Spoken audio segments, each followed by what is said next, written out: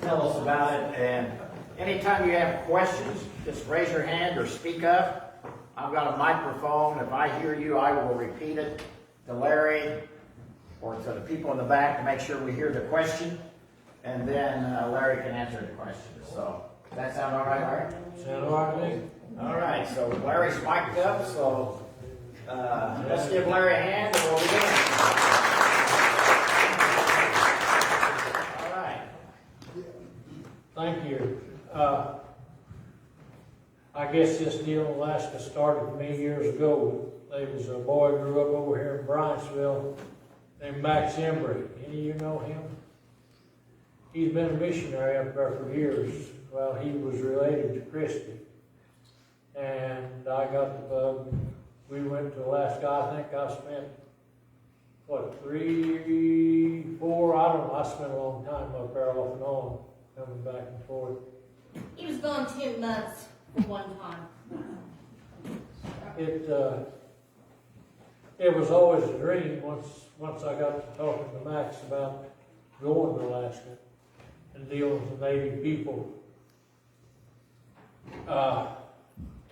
Steve, come here. I want to illustrate something before we start, because the culture among the Native people up there was extremely different than ours. They didn't shout nobody, did they? No.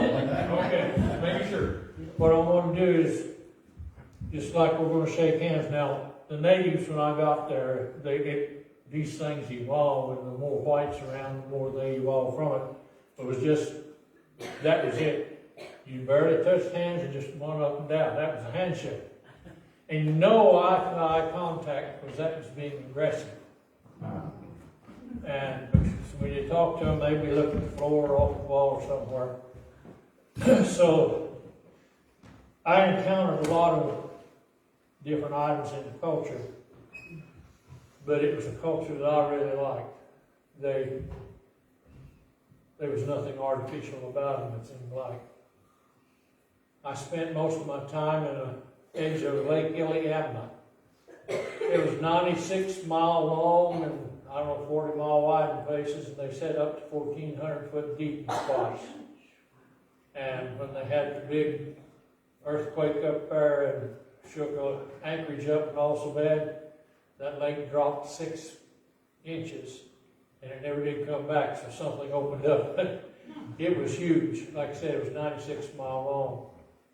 And the water was tested by the University of Alaska right before I was up there, and it tested out 97 something pure. You could drink, we drank right out of it. Like this, when we would be out on the lake, we would just take water out of the lake and make coffee and stuff with it. And the air was just as pure as the water. I loved it. I would stay, but my wife had roots. So we came back. She spent some time. She would come up when she would take her vacations from her job and come up. And we generally put on a Bible school. I remember one day at the end of Bible school, we had to wash the walls, and I had to dunk 2 boys in the lake and get them washed off before they could go home. You know, they got tamed all over. But it was quite an experience. And like I said, the old culture was there was no eye-to-eye contact, and I showed you how you shake hands. You just barely touched, and it was a different culture. But that kind of thing is begin to ease out.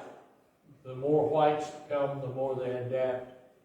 So if you would go to that village today, you probably wouldn't notice a whole lot of difference in what you do around here. But when I got there, it was a different world. Okay, Aaron, we'll start. Oh, we already started. Oh,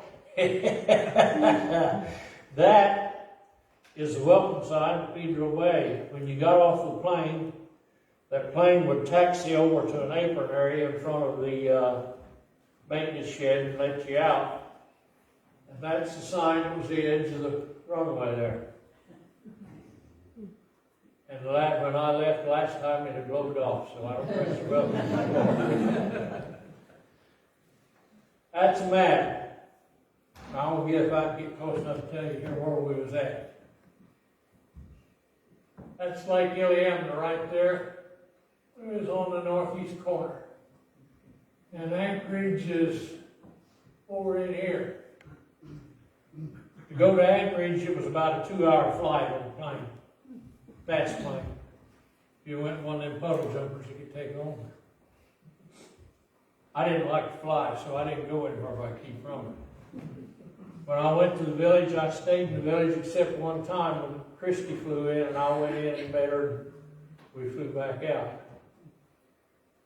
Anchorage didn't suit me. It was a big town. Hey, Larry, I remember you telling me what you thought the first time you went there and they dropped you off. You want to share that? My first trip to Alaska, I went to visit some missionaries in Hooslea. Now, we got the map. There you are. Show you where Hooslea is at. Hooslea was way up there. They flew me in there. I got out, we met the missionaries, and went back to the airport, or airstrip. It wasn't a port, it was just an airstrip, gravel runways. And I remember that plane taking off and heading out, and my stomach got that big. Because you wasn't going to walk out of there. That was the only way in and out. And I haven't seen Don and Edna for a while, but got a lot of good friends up there. And the missionaries there, they were really good to me.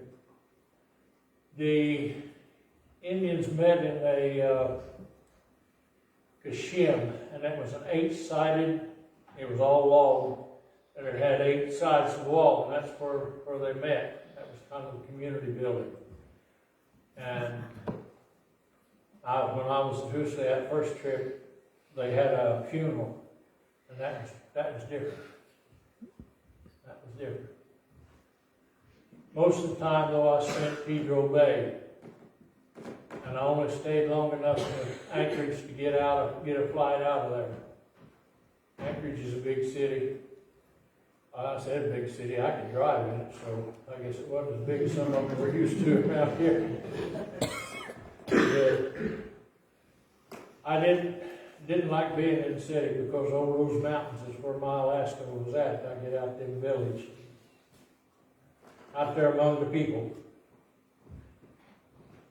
Oh, there we go. You're in Pedro Bay. I'll point out something there too.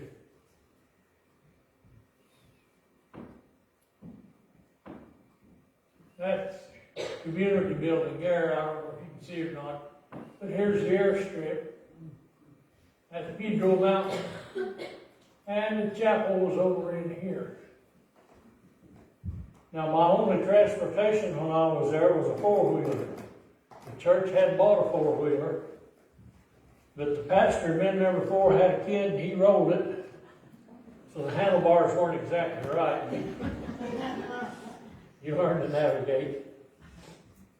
But that was when except for the last trip I went up there, they had shipped in some vehicles. Now, to get a vehicle at Pedro Bay, had to get on a ship in Anchorage, go down below Kodiak Island and through the Aleutians, up the other side, and then it came up the Queechak River to Lake Iliamna.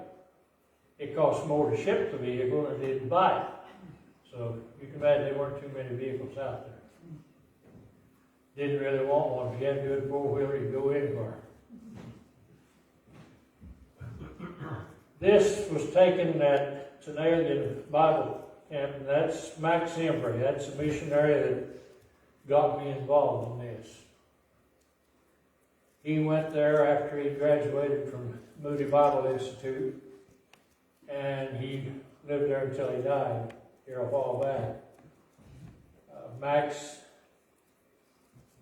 I guess, instilled a love for the country and the people. He was quite a gentleman. That's Chapel.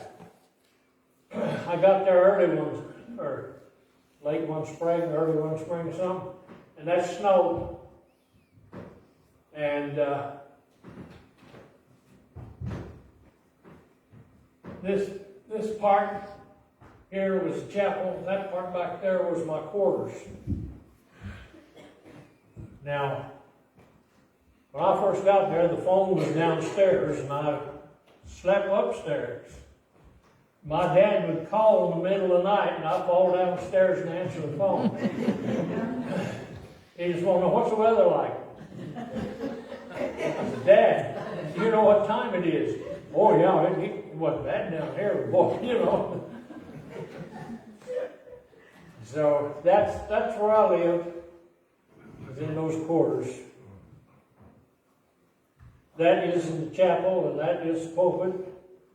And they had this, they could buy these, I don't know what you call them, and make a picture. Put up like wallpaper behind on the wall there. They like that. But that's the sermon, pulpit hall, and that's where I was. Oh, VBS. See that boy? Yeah. After Christie's, you know, when they do the projects, they do the hand stuff, they was painting something. I had to dunk him in the lake to get most of the paint off of him before I could send him home. Honestly. And the chapel, this is the inside of the chapel. Those pictures on the wall and on the pulpit there, Becky drew large pictures to go along with the stories we had at Bible school. So every day when they came for Bible school, the kids would run in and see what the picture was so they know what story it was about. That's Christy, and the gray-haired lady there. Across the lake was a lodge, hunting and fishing lodge, and his wife, and that's her mother talking to Christy. They were from Texas, but they came to church there at Pedro Bay. They'd get in a boat and come around and land below the church and come into church, come regular. Christy and that lady was having a conversation that day.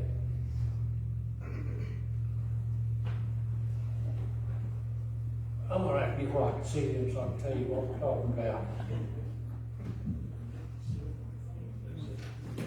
Okay, this is the chapel over here in the corner, and that's Pedro Bay. Now that building that you see over there is a school.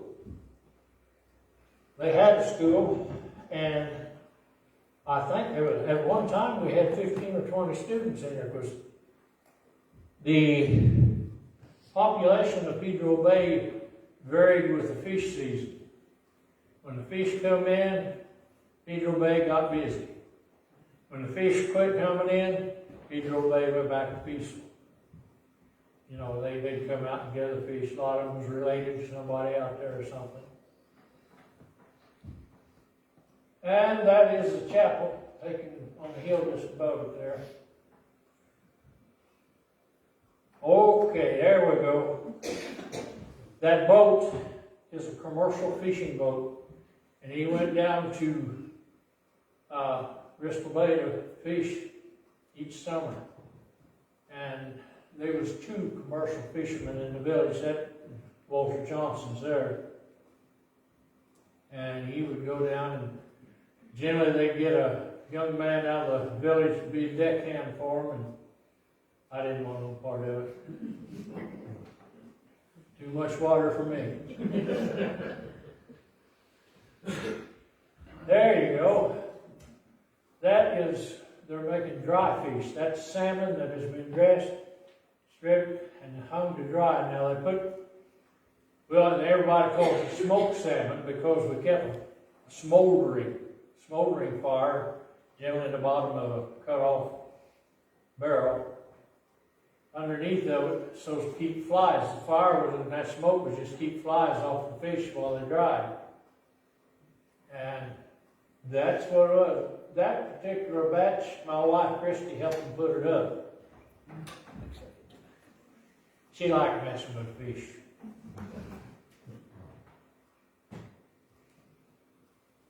Oh, that's the dump. Now I had some real experiences there. My transportation was a four-wheeler, and I'd wait a late evening and take my trash out, and go in there and just throw it in that pit back there. Well, I hung up to that pit to throw my trash in, and a bear jumped out there right in front of me. Now, I didn't know if I was gonna have to outrun that Honda or what to get out of there, but I was gonna leave him behind. And another time, I came out and hit the road, and I thought, well, I'll go out past the airport, take a long way back into the village. That road just run a big loop around there. I no more than hit the gravel road and cracked the second gear, and the bear run right in front. I almost hit him. They were everywhere. Now, I didn't have any problem, only one. I had one come out of the pit, snapping his teeth. That's one time that old Honda run fast. That was my steed, that was my Honda. And he had been, the pastor was there before me, had kids, and his daughter rode it. So the steering was just a little weird. But that was it. Now that is a native couple, that's Carl Jensen, and that's his sister-in-law, and those are bear tracks. Now, the tracks look big, you ought to see the bear. I'm quite sure they never was as big as they looked to me, but they sure look big when you got close. That is post office, United States Post Office. It was about 12, maybe, not quite, it might have been 10 to 10. Just wasn't much room. You went in and they had a pigeonhole for your mail and you asked for it and they give it to you. And everybody went to the post office whenever it opened. You went there to find out what was going on because there'd be people standing around out there on that porch talking. What time of year was that picture taken? It would have been early spring, I think. Or late fall. It might have been early fall. I don't know, really. I've been asleep since that time. There's still some snow on the ground, looks like. Oh, yeah. But the lake isn't froze over now. Yeah. But in the wintertime, that lake freezes over, and I've driven a four-wheeler out on that lake. I mean, they would travel on that lake with four-wheelers all around, because the ice would get it, land that thick. I didn't, being from Indiana, I didn't trust ice. You know? You see ice out on a pond, you ain't gonna walk out over here, you know, you'll fall in. I finally decided I was going to take that four-wheeler out on the ice one day, because everybody was running on it, just like highway. I went down to the council building, down the ramp, got her on there, come around the corner where the chapel's at, heading toward the fellow's house up there, and I seen I was astraddle a crack. Now, when I hit that bank, it took a while for the dust to settle, because I hit as hard as I could. And that's the view from the edge of the yard there at the chapel. And that back there, way back, is Lake Iliamna peeking in between those two mountains. Lake Iliamna was an active volcano. Smoke rolled out of it all the time. We're on the airstrip there now. You see, we got a bulldozer and we had a grader inside that. When it snowed, you had to clear the runway. I don't know if it was law or something, but anyway, that runway had to be cleared. So they kept a grader in that building, and when it snowed, it was the fellow who was designated, he'd go out and grade the runway so the planes could come and go. And planes was the only touch with the outside world we had. So it was important to keep that runway open. Anybody know that ugly fella there? Well, one of them is. I was a lot prettier back then. They ain't saying nothing either. But that's Gus Jensen. Denzel and Jace came up, they brought a couple of guitars to natives. Music was a big thing with all of them. And I ever seen a native that couldn't play a guitar. Now, I beat the strings off 3 of them and never did learn. But boy, they could make music, and they thought everybody ought to be able to. Denzel and Jason brought a couple of guitars up, and Gus took them across the lake. They sitting on some tree falls there. Gus had his coffee. I can't do that either. That was my dear wife. If there was water, she was going to get her feet in it. She had that water, the warmest that lake ever get at that time was about 42 degrees. And she's wading around in it. She couldn't resist getting in the water. Oh boy. I don't know if you can see them here now, these flowers, that's called fireweed. And it grows everywhere, it's like Johnson grass. Only thing is, fireweed, if you know how, you can eat the stems. Cook them, don't eat the blossoms. And you see a salmon, turn red there in Carla Jensen's hands. And that's Lake Iliamna, or Mount Iliamna back there in the background. It was about 30 miles away or better.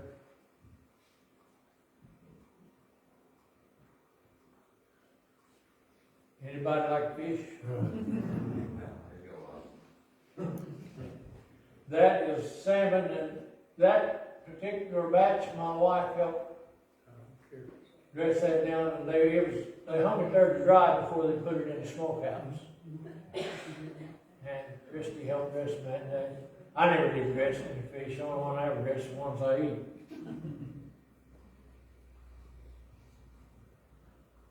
Ulu. You know ulu? That is the Arctic knife. And I made all 3 of those. Well, actually all 4. I did the one with the hammer handle. Everybody had ulu. And that's how they done the knife. Now Mary Jensen, who Christy helped dress fish for, she'd take one of them things and have a fish split in half where you could say scat. I mean, she was quick.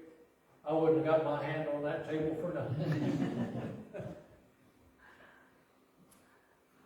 Anybody know what that thing is? That was, I took that picture when Christy had just got up there that summer. And I don't know if it was her first or second trip. But she was doing dishes, she looked out the window and seen that thing flying toward the chapel. Well, I thought she had a heart attack. Man, she jumped. She was running outside. I didn't know what was wrong. Out there, she was looking at that eagle. It lit in the tree over there, and it flew across in front of us. Eagles are common in that area. You see them regularly. And there's the welcome sign to Pedro Bay. That one blew off, and they've got a little bigger one, and it had blown off last time I was there. This is our map. Did I show you where we was at? Yeah. All right. You know, we're over there, that lake there, Lake Iliamna. Anchorage is up at the end of the peninsula. And there is a shot of the village taken from the top of the mountain there behind the village. That's it. You've gone through. Have we done this one already? Yeah. We're back to the beginning, Larry. Back to the beginning. Oh, well, good, I'm done. Wait a minute, Larry. Who has questions for Larry? Anybody got any questions? Yes, sir. What was the name of the native peoples that you were serving there? Oh, well, little story about that. Most of them carried Norwegian names. There were several of them Norwegian sailors jumped ship in that area several years ago. And wasn't very many. There was just a couple of them that carried native names, but Did they call them Eskimos or Aleuts? neither one. What were they? Aleut comes from the Aleutian Island, Aleutian chains. And the Eskimos that are on the coast, they were Indians. You got three basic races in Alaska. In the interior, you've got the Indians. Along the coastline, you'll have your Eskimos. And down in the Aleutian Islands, you've got the Aleuts. The musicale. During fur rendezvous, the natives have what they call musicale. They'll come from all over the state just to sing their song. They'll sing a song and then maybe you might sing half the night there listening to them. But they all fly in there at fur rendezvous and we'd have a inspiration every night. And some of the places they come from, it took them long. I mean, they flew from the four corners of the state to come into Anchorage for those musicales.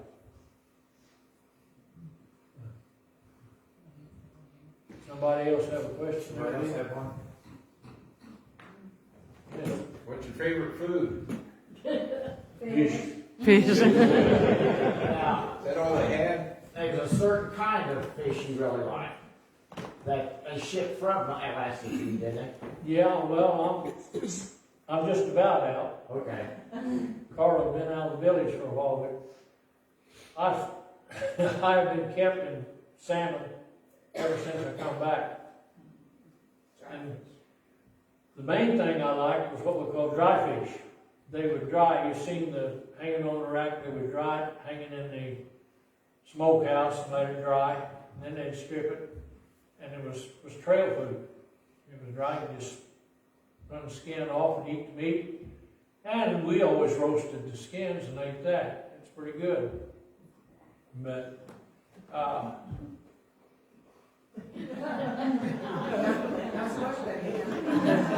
I guess it's good to certain people's taste. I enjoyed it. I brought some back one trip, and my oldest daughter lives in Tennessee. Her boys were small then, and I brought back some dry fish. We built a little fire in the backyard and was roasting skins. The older one says, "Where'd you learn this, Pavlov?" The youngest one said, "An old Indian taught him. Taught him everything he knows."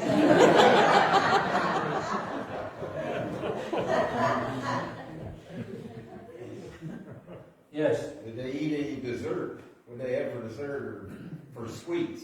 fish. Okay, they had a dessert called Nuvagi.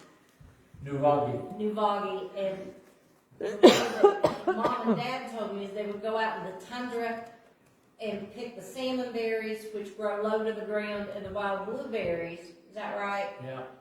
But And there was Nuvagi- another berry there. There was 3 or 4 berries that grew in the tunnel. Yeah, and he's got a picture of one, and they are actually salmon color. They're beautiful.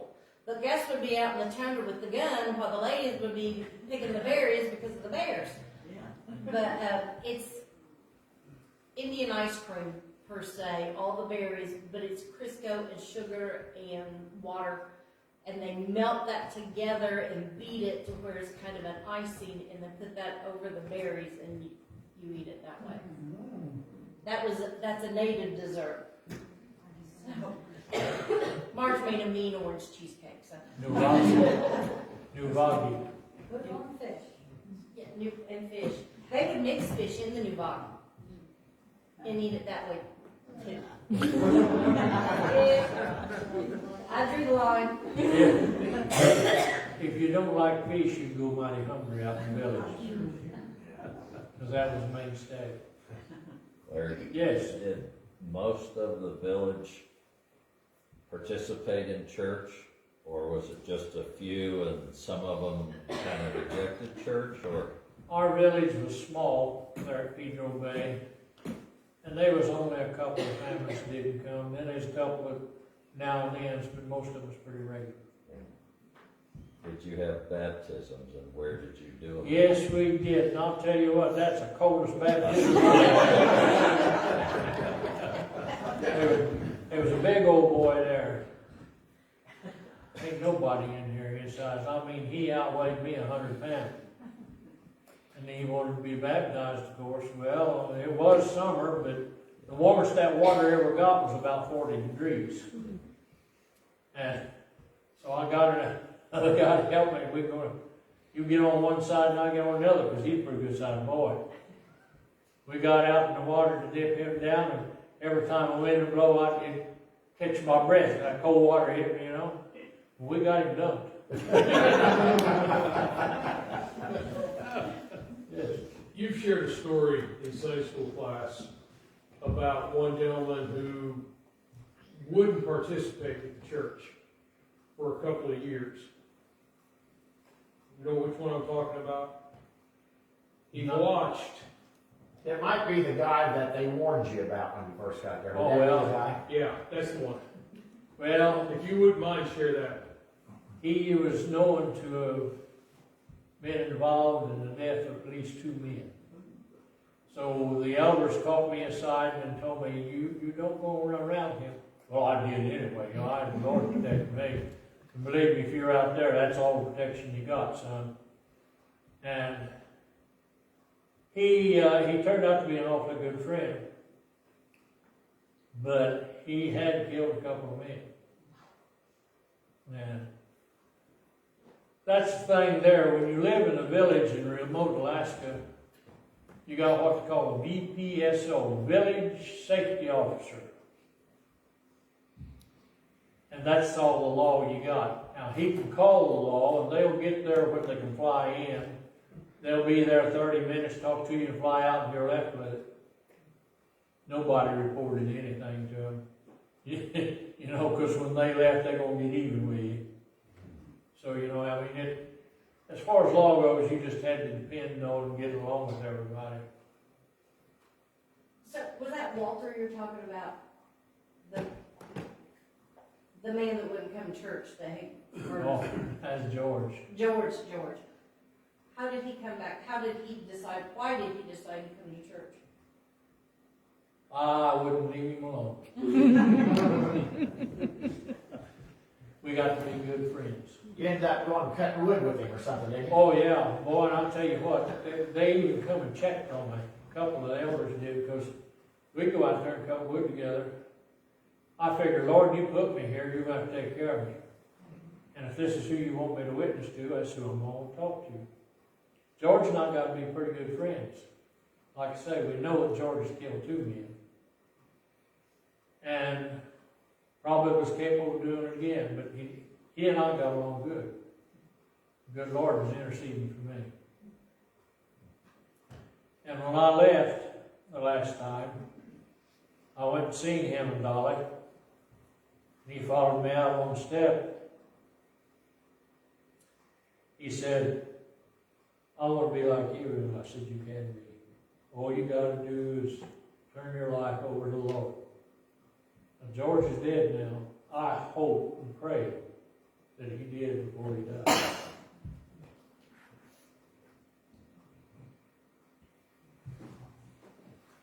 Anybody? Yes, sir. So for all the people that lived in this village, did they fly in and out a lot and go other places, or were they just really there We lived all the time? there. And that's where, Now, there was people who flew in and out, especially when the fish would come in, the salmon would come in. yeah, You had every near and relative that could come out there to get salmon, you know, and then they'd get their salmon, they'd go back to Anchorage or wherever it's from. but basically this village was just, And we were just scattered around the edge of that lake there. yeah. That was home. Did you have a plane that brought supplies in, like other grocery items, or Well, how did you get those? I ordered my supplies. I generally order about a 3-month supply. And there was a fellow in Anchorage who worked with Arctic Missions, and he would buy my grocery list and mail it. So when I got to Pedro Bay, my groceries was in a box on the kitchen floor, and that's how you did. Wasn't anything you could buy at Pedro Bay except stamp the post office. Was there a village doctor, dentist, how did they get medical attention? We had a lady, she was from New Mexico and married one of the native boys up there. And she was EMT, or I don't know, she was trained like a nurse medicine, you go see her. I didn't go because I wasn't covered in their system. What did they heat and cook with? Would There wasn't any oil or anything. And they had a plane that fly in, once one brought in bottled gas. I had a gas stove to cook with. Yes, You may have said this before I came in, but, is it dark there part of the time? Not when you were there? well, yeah, in the summer, the sun don't go down, it just peaks between the mountain peaks. But in the wintertime, it just peaks between the mountains a little bit. I never did see total darkness, but because it would, like I said, the sun peaked between the mountains. You get enough light so you can get around a bit. How cold was it, Larry? The coldest when you were there? Well, I've seen 40 below once or twice. What about the heat wave? Did you get any of that? The what? Any heat wave hit? Well, it might get up to 50 in the summer. Yeah, that was about average in summer, about. No wonder Christy said she didn't like it. I loved it. We had a group come in, we're gonna do something with the kids in the village, and they stayed in bed in the chapel. We went to leave, and if anything flies in, everybody goes to the airport to see what's going on. We was all out at the airport, gonna see them all. And that woman that was with that crew, she comes to me, she says, "Where's your car harness?" One of the old Indians says, "He's true Alaskan, he don't wear 'em." I couldn't afford it. How long were you there total? Well, how many years did I make that trip back? One time he went for 10 months, I do know that. That was the longest. 4 to 6 months. He did that at least 4 times, but he's been back and forth. Probably a total of 10 times. I know the last time he went for Carl's funeral. But the one time I remember the most was when 9/11 happened and my dad was in Alaska, and y'all remember that. And I just wanted my dad home. He could not get home. There was no plane. All the planes Yeah. were grounded in Alaska when that happened. So he was stuck there. I wasn't going home anyway. Even though I wanted him home, he was staying. Yeah. I'll never forget when she called. I had started shaving, had half of it shaved, half of it off. I couldn't shut her off, get the other half shaved. Every girl just needs her daddy to come home every once in a while. Any other questions? How deep did the snow get there? Well, you can't breathe if you get in the right spot. How deep, how many feet did you get that first winter you were there? How deep was the snow? About 4 foot average, but you have, how snow wind blows, now there's places it was way over your head, and other places about your knees. Yes. How did they make money there? Did they just not care about money? Money? Yeah. How do they make a living? Mostly, I showed you the fellows, commercial fishermen, fish boat. Most of the men went down and fished in Bristol Lake during the summer. Yeah. And that would carry them through. And then there was a building in the middle that belonged to the county, it was a council building, that belonged to the tribe. And they employed a handful of people that kept that open and run the business for the tribe. Larry, how did you get started? I know you talked about the gentleman that introduced you, but how did you meet him? I mean, how did you go from a country boy in Indiana to a missionary in Alaska? That missionary in Alaska was a country boy raised up there in Bryant'sville. He was a cousin of my wife. Okay. And he got it started and it blew from there. Okay. Yes. Did they have enough of a growing season to grow vegetables or anything? Well, they grew a few potatoes. Tomatoes didn't make it, but they grow a few potatoes. Like, little nubbins. I didn't grow anything. So fish was your main source of food, correct? Yes. Did you get tired of fish? I would. Yes. Because we come from a culture where we have a variety in our diet. And I tell you what, now Gus, you seen that? I seen that man eat fish 3 times a day. And I flew into Anchorage, and they had a home in Anchorage, and they picked me up, going to fly out to Pedro Bay. And I'll never forget getting up one morning, and Mary was sitting there with the patio door open, eating her fish and throwing the skins out. Dried fish. Do they not like kill any of the other animals that were around? Oh yeah. Moose. You're not live until you eat moose. I love moose.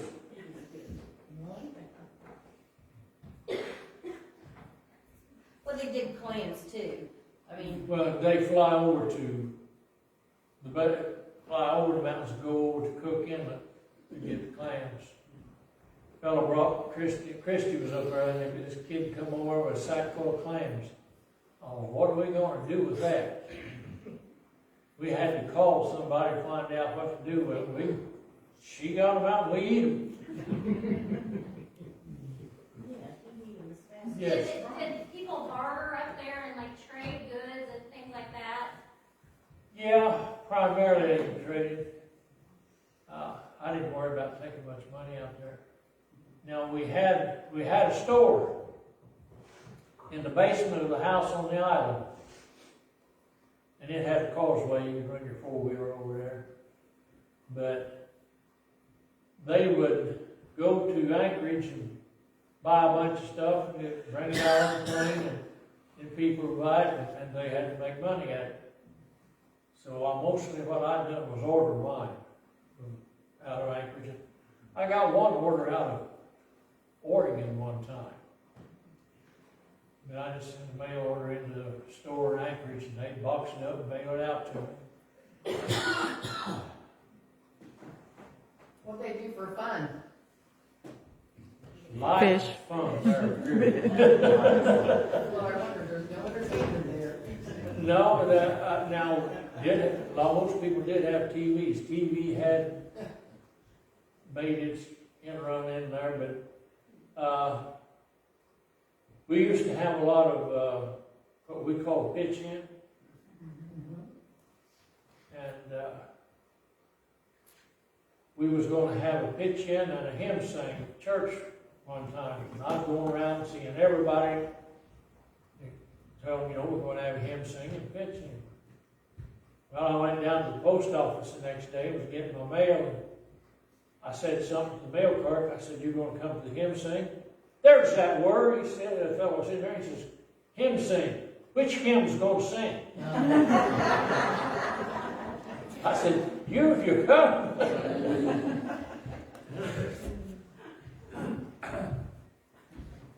Yes, sir. You mentioned the mail. How often did the mail plane run? Well, it was supposed to run 3 times a week, but, I used to like to go down. They had a trailer hooked on the back of the 4-wheeler. I'd go down, meet the mail plane for them lots of times. And I kind of like to do that. Yes. Did Chris go with you every trip you went? She came up when she took her vacation from school. She kept her job. And she would come up when she had her vacation. There was one day we was taking a walk. Everybody walks. Good man, I never seen people do so much walking all my life. I like walking. Chris and I was walking one morning, and we was going to go around to the post office a long way. And I had a burgundy corduroy cap.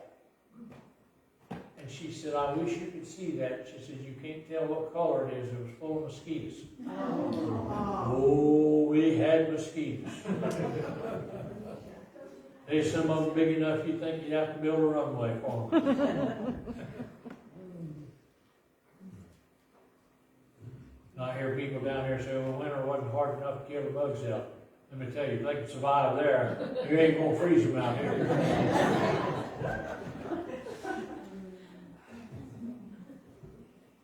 Anybody got something else? Anybody else got a question?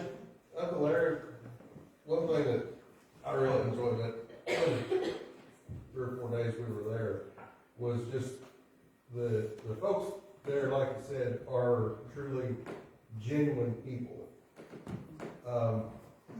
We ain't, but they are. Well, I mean, there was nothing Common.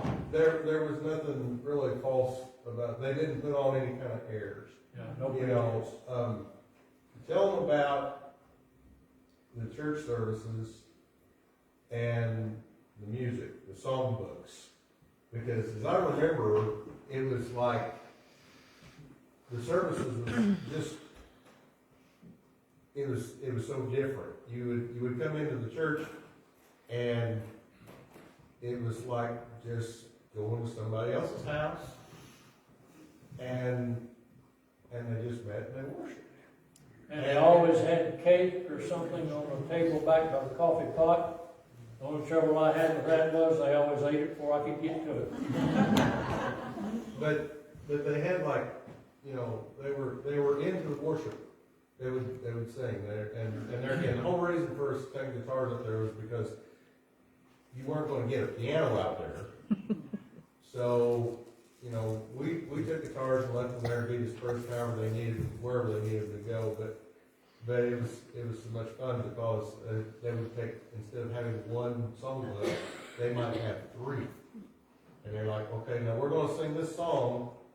But go to this book and turn to this page, and then throw that book down and get the next one. And they were just really good. Oh, song service was a big part of every worship. And like I said, I don't think I met an Indian that couldn't play a guitar. Music was a big part of anybody's ministry up there, and I got lots of music that won't come out. It just won't. But they did, and like I said, everybody played guitar. I beat the strings off it too while I was there, never did learn. But over, I remember you telling me, because there was an old run-down Russian Orthodox church, remember? Yeah. And that, I think, wasn't that part of the reason why they were so just didn't put on any airs or anything, because so many different missionaries from different faiths or whatever came and tried to influence them, and they just. Well, the Russian Orthodox Church was a fallen in, if you remember. Mm-hmm. And he left it because it was a church, not because of what kind it was. The guy's property was on his own waters. Mm-hmm. But they had great respect, especially in that village for him. Now, I've been in villages where they wouldn't speak to a Christian. Now, that's a good feeling. You know? And it's awfully hard to witness to those like that because they're not going to communicate with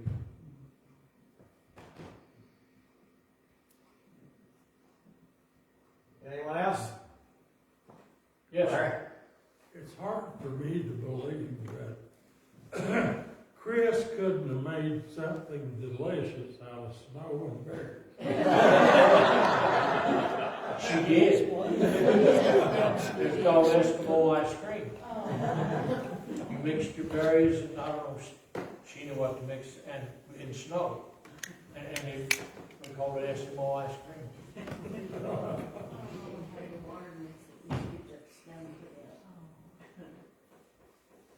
Anyone else? All right, Larry, it's been good. Thank you.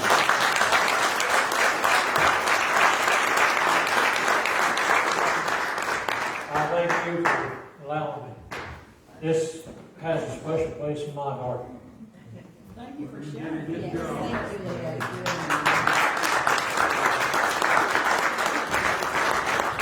Before you go home, let's stand together and we'll pray, and then you can be dismissed and we'll meet. God, we thank you for this evening. We thank you for the food we've had. We thank you for the fellowship.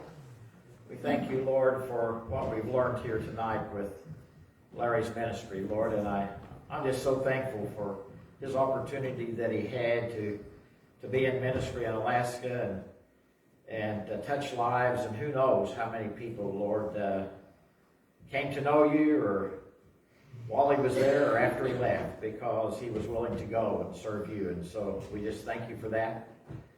We thank you, Lord, for each one of us, that we can in some way be a vital part of someone else's life and be in ministry together. And so may you have your way in our lives. May you continue to work through us, and may you, Lord, be glorified in it all, we pray. Amen. Amen.